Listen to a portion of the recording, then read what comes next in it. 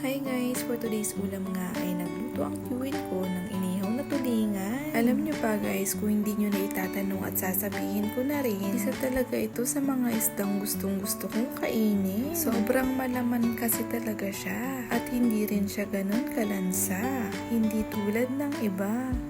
Isa din talaga sa mga gusto kong luto dito sa tulingan ay inihaw. Para ka lang talagang nag-outing neto kapag eto yung ulam mo. Kulang na lang talaga ay may dagat sa harapan mo. Perfect na perfect talaga ito sa mga outingan, besh. Meron naman kaming foil pero hindi ko alam kung bakit dito siya nilagay ng kiwin ko sa balat ng saging. Pero in fairness, naluto naman siya kaya carry lang. Masarap pa din naman siya at lasang inihaw na. Baka isipin nyo, hilaw pa yan. Hindi lang halata pero luto na yan. Nailabas ko na nga eh. Char. O siya, natakam na naman ba kayo? Hanggang dito na lang muna. Mabala sa panonood.